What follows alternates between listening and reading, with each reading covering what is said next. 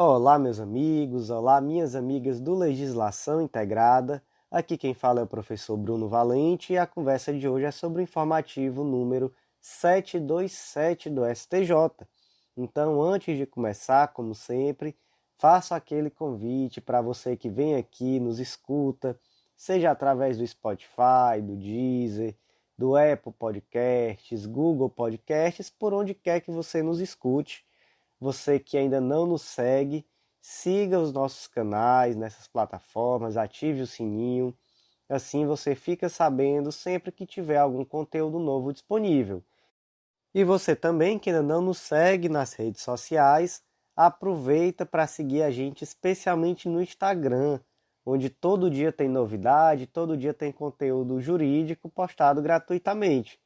E também o último aviso, antes de começar, eu prometo, não se esqueça que estamos na Semana do Consumidor, então até amanhã, 18 de março, estamos com uma oferta especial na assinatura anual do Clube da Lei.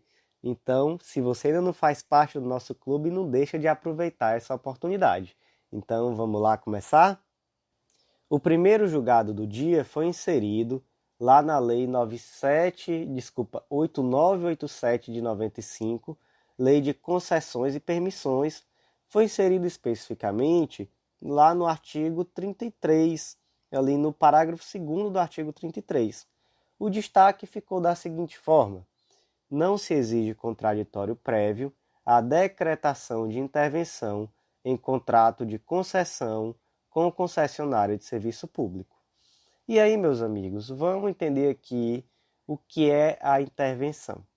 Da leitura lá do artigo 175 da Constituição Federal e da Lei de Concessões como um todo, que é a Lei 8987 de 95, é possível perceber que o regime jurídico previsto ali nessa legislação e nesse artigo da Constituição Federal é aquele em que o Estado ele delega a prestação de alguns serviços públicos, mas ele resguarda para si, na qualidade de poder concedente, a prerrogativa de regulamentar, de controlar e de fiscalizar a atuação do delegatário. Então, nesse âmbito de controle e de fiscalização, a intervenção no contrato de concessão, ele constitui um dever e uma prerrogativa de que dispõe o poder concedente. E essa prerrogativa, esse dever, ele visa assegurar a adequação na prestação do serviço público e o fiel cumprimento das normas contratuais, regulamentares e legais pertinentes. Então, é para isso que serve essa tal dessa intervenção administrativa. Veja só o que diz o artigo 32 da Lei 8987. O poder concedente poderá intervir na concessão com o fim de assegurar a adequação na prestação de serviço público, bem como o fiel cumprimento das normas contratuais, regulamentares e legais pertinentes. A intervenção far-se-á por meio de decreto do poder concedente e conterá a designação de interventor, o prazo da intervenção e os objetivos e limites da medida. Então, meus amigos, imagine ali uma situação em que aquela concessionária de serviço público está prestando um serviço público deficiente. E aí a administração, na condição de poder concedente, ela tem por obrigação controlar e fiscalizar essa atuação. E aí, quando ela percebe que existe ali realmente uma situação grave, ela pode fazer essa decretação da intervenção administrativa, ela faz isso através de um decreto e ela vai designar um interventor e um prazo de intervenção.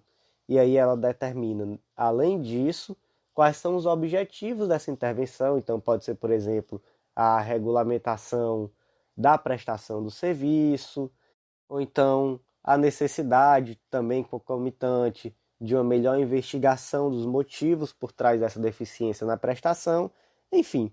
E aí ela vai ali dentro desse decreto determinar quais são esses objetivos e quais são os limites da medida.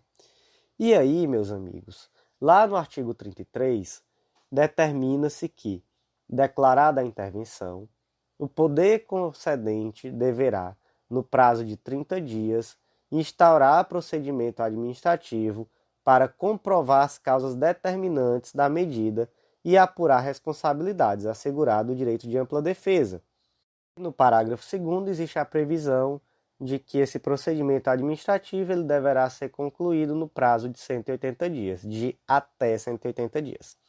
Mas veja só, o que o artigo 33 determina é que a intervenção é determinada através de um decreto e após o decreto de intervenção é que se deverá instaurar o procedimento administrativo, ou seja, não existe um contraditório prévio necessário à decretação dessa intervenção no contrato de concessão. O procedimento administrativo e essa oportunidade de defesa da concessionária de serviços públicos é posterior ao decreto de intervenção. Até porque esse decreto de intervenção ele não tem uma finalidade punitiva. A sua finalidade é investigatória e fiscalizatória. Então, assim, é dispensável, até mesmo por ausência de previsão legal nesse sentido, que haja um contraditório prévio à intervenção administrativa. E aí, meus amigos, é bom também que se frise que o parágrafo 1º do artigo 33, ele diz que se ficar comprovado que a intervenção não observou os pressupostos legais e regulamentares, será declarada a sua nulidade, devendo o serviço ser imediatamente devolvido à concessionária, sem prejuízo de seu direito à indenização. Então, se houver ali uma nulidade, até mesmo é possível o pagamento de uma indenização à concessionária de serviços públicos. O próximo julgado do dia foi inserido lá na Lei 9656 de 98, que é a Lei dos Planos de Saúde. Ele foi inserido, para ser mais específico, lá no artigo 12, inciso 3, a linha B.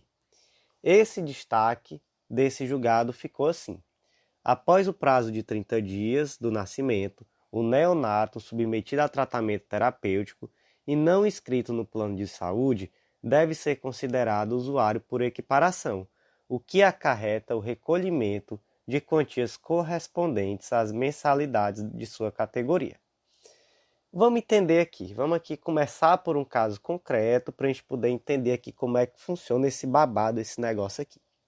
Imagina aí que Maria, ela é beneficiária de um plano de saúde com cobertura obstetrícia. É um ponto interessante, é um ponto fundamental destacar que esse plano tem cobertura obstetrícia. E aí Maria deu à luz no hospital ao jovem Enzo, só que Enzo nasceu com um problema cardíaco. Enzo foi, logo após o nascimento, foi submetido a uma cirurgia cardíaca e necessitou de internação hospitalar por um período superior a 30 dias. E aí o que acontece? Primeiro ponto, Enzo tem direito de ser coberto pelo plano de saúde de Maria? Tem direito, mas veja só o que diz o artigo 12, inciso 3, a linha A. O CAPT ele vai falar sobre as exigências mínimas de cobertura do plano, né? O CAPT vai falar sobre isso. E aí, inciso 3, quando incluir atendimento obstétrico, e aí tanto é certo aqui a pronúncia obstétrico como obstetrícia, como eu estava falando, deverá incluir, né, no mínimo, cobertura assistencial ao recém-nascido, filho natural ou adotivo do consumidor ou de seu dependente, durante os 30 primeiros dias após o parto. Então, veja bem, aqui o jovem Enzo, ele estará coberto pelo plano de saúde de sua mãe, Maria, até o seu 30º dia de vida. Até aqui, ok. O que acontece? Acontece que Enzo ficou internado por mais de 30 dias e Maria, seja lá por que motivo for, não fez a inscrição do Enzo como beneficiário do plano de saúde. Olha só o que aconteceu. E aí, Enzo passou mais de 30 dias. E o plano de saúde, ele disse o seguinte, ele disse, olha, já passou aqui os 30 dias, a partir do dia 31, o Enzo não está mais coberto pelo plano de saúde de sua mãe Maria, Então, a partir do dia 31, é necessário que vocês, os responsáveis pela criança, paguem os valores correspondentes aos procedimentos que foram prestados à criança, prestados ao Enzo. E aí cobrou esse valor de acordo com a tabela lá do plano de saúde. Então, por exemplo, aqui falar em valores fictícios, R$ 500 por dia de internação, tantos reais por tal medicação, tantos reais por tal coisa, enfim. Cobrou ali de acordo com a tabela vigente naquele hospital. E aí esse tema chegou ao judiciário, porque houve ali realmente um conflito entre os beneficiários, né, do plano de saúde, entre Maria, enfim, e o plano de saúde. E aí o que o STJ decidiu? O STJ decidiu que, nesse caso, o Enzo, né, os responsáveis legais pelo Enzo, eles teriam que pagar o plano de saúde, ou melhor, eles teriam que pagar à gestora do plano de saúde um valor, mas esse valor não seria o valor de tabela dos procedimentos que foram prestados, e sim, tão somente aquele valor que equivaleria à mensalidade de Enzo, caso a sua inscrição tivesse sido feita no tempo correto. Porque se tivesse sido feito no tempo correto, né, dentro desse prazo máximo de 30 dias, inclusive Enzo entraria no mesmo plano de saúde da mãe, pagaria ali de acordo com a sua faixa etária e ele seria, inclusive, isento de carências. Então, nesse caso, o STJ entendeu que, por mais que ele não vá mais ter esse direito, após esse período de internação, de permanecer com esse plano de saúde, nessas circunstâncias em que ele teria, naquele momento, né, que seria isento de carência e entrando no mesmo plano de saúde da mãe, mas mesmo assim, pelo menos enquanto durasse aquela necessidade ali, aquela situação de urgência em que ele estava internado, ele iria ser ali um usuário por equiparação. Foi esse o termo utilizado. Ele seria ali um usuário por equiparação, se daria aqui a esse artigo 12, inciso 3, a linha A e B, não uma interpretação simplesmente literal, mas uma interpretação sistemática e teleológica que conduzisse a uma solução que desse um melhor atendimento ao princípio da dignidade da pessoa humana, a valorização da vida, de tal forma que fosse garantido aquele tratamento médico à criança, ao Enzo, e que houvesse uma contraprestação proporcional. Então, naquele momento, o Enzo seria um usuário por equiparação e os pais teriam que pagar tão somente aquele valor que seria equivalente à mensalidade do plano de saúde, como se eles tivessem feito a inscrição de Enzo dentro do período de 30 dias, que seria o correto e o necessário. Depois que passasse essa situação, aí realmente não haveria mais um direito subjetivo de Enzo a permanecer no plano de saúde. Então, teria-se que negociar ali com a gestora do plano de saúde algum plano específico para que o Enzo fosse beneficiário.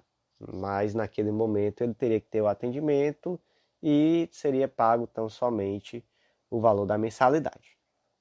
O próximo julgado do dia também foi inserido lá na lei número 9656 de 98, que é a lei dos planos de saúde, e trata ali sobre o tema coparticipação. Foi inserido lá no artigo 16, inciso 8º. Esse artigo 16, inciso 8º, ele diz o seguinte: artigo 16 caput. Dos contratos, regulamentos ou condições gerais dos produtos de que trata o inciso 1 do parágrafo 1º do artigo 1 dessa lei, devem constar dispositivos que indiquem com clareza, inciso 8º, a franquia, os limites financeiros ou o percentual de coparticipação do consumidor ou beneficiário contratualmente previsto nas despesas com assistência médica, hospitalar e odontológica. O destaque do julgado ele ficou assim: é ilegal a cobrança pelo plano de saúde de coparticipação em forma de percentual no caso de internação domiciliar não alusiva a tratamento psiquiátrico. Em primeiro lugar, o que é a coparticipação? A coparticipação é um valor que o beneficiário do plano de saúde desembolsa no momento em que ele precisa ser atendido pelo plano de saúde de alguma forma. Então, por exemplo, você vai contratar um plano de saúde da Unimed, você pode contratar um plano de saúde sem coparticipação, em que você vai pagar uma mensalidade fixa e você pode utilizar ilimitadamente o plano de acordo limitadamente, que eu digo de acordo com aqueles limites previstos no contrato, né? Mas enfim, pode utilizar sem que haja um aumento do valor que você vai pagar no fim do mês. E existem os planos com coparticipação, que são aqueles planos em que o indivíduo beneficiário do plano de saúde, ele arca com parte do valor dos procedimentos. Então, por exemplo, eu vou em uma consulta, eu vou arcar com 20% do valor da consulta, eu vou arcar com 50% do valor da consulta. Então, primeiro ponto, isso é possível? A coparticipação no plano de saúde é possível. É possível, tem várias decisões do STJ, inclusive, nesse sentido, e em algumas dessas decisões, inclusive, se ressalta que se trata de um mecanismo que, em muitos momentos, favorece, inclusive, a utilização racional do plano de saúde, porque aquele indivíduo que paga, que tem um plano de saúde com coparticipação, ele acaba racionalizando a forma com que ele vai utilizar o plano de saúde. Então, é tido como ali um mecanismo que, inclusive, favorece o equilíbrio financeiro atuarial dos planos de saúde. Então, sim, é plenamente possível. Esse é o primeiro ponto. Qual é o segundo ponto? E em caso de internação, é possível a coparticipação? Aí vem o ponto. É possível sim, só que no caso de internações em geral, essa coparticipação ela deve ser fixada em valor fixo. Não pode ser em formato de percentual. Primeiro ponto é esse. Não pode ser em percentual. Por quê? Porque normalmente a internação ela tem um valor alto, né? Então, se um indivíduo, por exemplo, ele passa muitos dias em uma UTI, caso a coparticipação fosse em percentual do custo desse valor da UTI, seria realmente algo que poderia inviabilizar a manutenção do plano de saúde, porque realmente seria algo exorbitante. Então, esse é um ponto fundamental. Segundo ponto é, e no caso da internação domiciliar? No caso da internação domiciliar é a mesma coisa. Também é possível a coparticipação, mas não é possível a coparticipação paga em percentual. É necessário que seja um valor fixo. Existe alguma exceção? Existe. A exceção é no caso da internação psiquiátrica. Então, quando há uma internação psiquiátrica por período superior a 30 dias por ano, é possível a fixação de uma coparticipação em percentual de limite máximo de 50%. E aí deixando claro que esses percentuais, toda essa sistemática do valor da coparticipação, né, do percentual e etc., dos casos em que será possível a cobrança, tudo isso tem que estar muito bem discriminado no contrato no momento da contratação realmente do plano de saúde. Então vamos aqui, só para que fique claro, primeiro ponto, é possível fixação de coparticipação no plano de saúde? É possível sim. E aí aqui no Jurisprudência em Teses, edição 43, tese 9, a limitação que é feita é no sentido de que essa coparticipação não pode caracterizar um financiamento integral do procedimento por parte do usuário ou ser um fator restritor severo ao acesso do serviço. Então, há aí essa limitação. Primeiro ponto é esse, é possível. E no caso de internação em geral, é possível?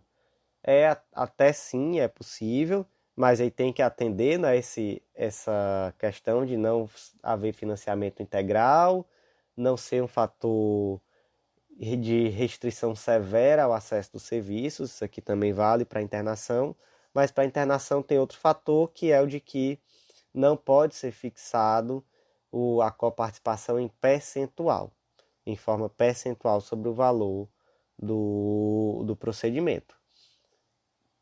No caso de internação domiciliar, mesma regra. E aqui o último caso, que é no caso de tratamento psiquiátrico, mesmo aqui que seja uma internação por tratamento psiquiátrico superior ao limite máximo de 30 dias por ano, é possível a coparticipação, inclusive, em limite percentual, respeitado ali o máximo de 50%. O próximo julgado foi inserido lá na Lei de Arbitragem, Lei 9307 de 96, e o destaque ficou da seguinte forma: a escolha entre a ação de nulidade e a impugnação ao cumprimento de sentença em nada interfere na cristalização ou não da decadência, de modo que, escoado o prazo de 90 dias para o ajuizamento da ação de nulidade, não poderá as partes suscitar as hipóteses de nulidade previstas no artigo 32 pela via da impugnação. Acontece que existem duas vias para questionar a nulidade de uma sentença arbitral. Essas duas vias são igualmente possíveis e o indivíduo ele pode optar por uma ou por outra via. A primeira via é a ação de invalidação, e aí essa ação de invalidação ela tem que ser proposta no prazo de 90 dias após o recebimento da notificação da sentença, seja essa notificação de sentença parcial ou final, ou da decisão do pedido de esclarecimentos. Então, esse pedido de esclarecimentos que pode eventualmente ser feito após a prolação da sentença arbitral. Então, há esse prazo aí previsto no artigo 33, parágrafo 1º, de 90 dias. A segunda possibilidade é uma impugnação ao cumprimento de sentença da sentença arbitral. E aí, nessa impugnação, é possível trazer qualquer daqueles fundamentos de impugnação que estão previstos lá no artigo 525, parágrafo 1º do Código de Processo Civil, então, que é ali a impugnação ao cumprimento de sentença mesmo, da sentença judicial. Então, é possível trazer qualquer um daqueles fundamentos e é possível trazer, inclusive, o questionamento ou acerca da nulidade da sentença arbitral. E aí, qual é o ponto? O ponto é que, caso você queira, na impugnação ao cumprimento de sentença arbitral, questionar a nulidade da sentença arbitral, você deve observar aquele prazo para a ação de invalidação, que é um prazo decadencial de 90 dias após o recebimento da notificação. O próximo julgado foi inserido lá no Código de Defesa do Consumidor, mais especificamente lá no artigo 3º, que trata sobre o conceito de fornecedor. E esse julgado, ele trata sobre a responsabilidade da patrocinadora de evento pelos acidentes de consumo que porventura ocorram durante a realização do evento em questão. Vamos aqui para um caso concreto bem adaptado. Imagine que Maria foi participar de um evento aberto ao público, gratuito. Então, por exemplo, um pré-carnaval. E esse pré-carnaval era patrocinado pela Skol. A Skol foi uma das patrocinadoras, né? Foi a patrocinadora master ali daquele evento. E ali tinha um trio elétrico, tava lá o Bel Marques cantando em cima do trio elétrico, enfim. Acontece que Maria foi a esse pré-carnaval e houve ali um acidente de consumo. Então imagine que, por exemplo, caiu um objeto, um dos itens da banda caiu ali de cima daquele trio elétrico na cabeça de Maria, e Maria, por conta disso, sofreu ali um traumatismo craniano. Enfim, foi uma coisa séria. Maria ficou mal por conta disso. Em primeiro lugar, Maria está equiparada à consumidora? Maria pode ser considerada uma consumidora nesse caso concreto? Esse é um acidente de consumo? E a resposta é afirmativa. Apesar de não ter pago o ingresso, apesar de ser uma festa aberta, isso não interfere e Maria sim será considerada consumidora, e isso é inclusive uma aplicação da teoria finalista, prevista ali no artigo 2º do Código de Defesa do Consumidor, segundo o qual o consumidor é toda pessoa física ou jurídica que adquire ou utiliza produto ou serviço como destinatário final. E aí essa questão da remuneração, essa remuneração recebida pelo fornecedor, ela pode ser uma remuneração direta ou indireta. Nesse caso, ainda que exista ali tão somente uma remuneração indireta dos fornecedores, enfim, isso não desvirtuará a existência de relação de consumo. Esse é o ponto 1. O ponto 2 é que Maria propôs a ação contra a Skol. E a Skol não era uma organizadora do evento. A escola era uma mera patrocinadora do evento. Ela simplesmente patrocinou, ela não participou da organização. E aí, o questionamento é se a escola entra no conceito de fornecedor previsto lá no artigo 3º. Vamos ler aqui o artigo 3º. Fornecedor é toda pessoa física ou jurídica, pública ou privada, nacional ou estrangeira, bem como os entes despersonalizados, que desenvolve a atividade de produção, montagem, criação, construção, transformação, importação, exportação, distribuição ou comercialização de produtos ou prestação de serviços. Esse é o conceito aqui de fornecedor previsto no artigo 3º. E aí a pergunta é: a patrocinadora de eventos entra nesse conceito? E a resposta é não. Sendo o terceiro mero patrocinador do evento, que não participou de sua organização e assim não assumiu a garantia de segurança dos participantes, não pode ser enquadrado no conceito de fornecedor para fins de responsabilização pelo acidente de consumo. Então, essa ação deve ser proposta em face do organizador do evento e não em face de um mero patrocinador. E o último julgado do dia, veja só, o informativo de hoje, considerando o tamanho habitual dos informativos da STJ, ele é um pouco menor. Que notícia boa para a gente, não é? Esse informativo, ou melhor, desculpa, o destaque desse julgado, que foi inserido lá no Código Penal, no artigo 157, ele ficou da seguinte forma: o roubo em transporte coletivo vazio é circunstância concreta que não justifica a elevação da pena base. Meus lindos, em primeiro lugar, como é que se fixa a pena de um crime? Como é que se fixa a pena concreta de um crime? Isso aqui para a prova de segunda fase, prova penal de segunda fase é o básico, né? Aquilo que você precisa aprender demais para fazer, por exemplo, uma sentença penal, ou mesmo uma peça prática penal, seja uma peça de defensoria, de Ministério Público, etc. E aí, em um primeiro momento, na hora de fixar, a gente vai lá no artigo 59 e a gente vai perceber que lá existem 8 circunstâncias judiciais. Então, a pena base, na primeira fase da dosimetria, ela vai ser fixada atendendo a essas 8 circunstâncias.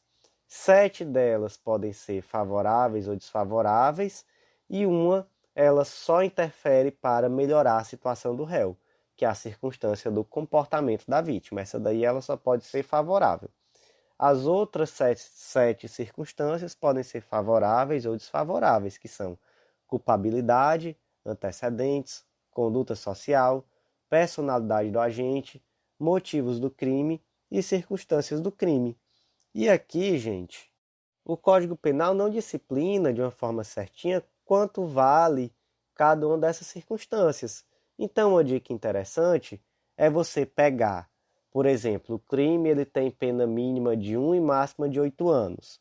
Então, você pega 8 menos 1 dá 7. Né? Você vai entre a pena mínima e a máxima, 1 a 8 anos. 8 menos 1 fica 7. E aí, você divide esse valor, 7, você divide por 7 de novo. Por que por 7? Porque são 7 circunstâncias que podem ser negativas ou positivas. E aí, para cada circunstância negativa, você vai aumentar 1 ano partindo da pena base. Então, por exemplo, o indivíduo ele teve 3 circunstâncias negativas, então você pega a pena mínima é 1 ano, 1 mais 3, 4 anos de reclusão. Vamos aqui para outro exemplo. Imagina que a pena é de 2 a 16 anos e o indivíduo praticou ali também 3 circunstâncias negativas. Você faz o quê? Você vai 16 menos 2, vai dar 14. 14 dividido por 7 vai dar 2. Então, você vai pegar a pena mínima, que é 2 anos, e para cada circunstância negativa, você acrescenta 2 anos. Então, 3 vezes 2, 6, com mais 2, 8. Então, a pena base vai ser 8 anos de reclusão. E você pensando que ia se formar em direito e não precisaria nunca mais de matemática, não é isso? Que lê do engano.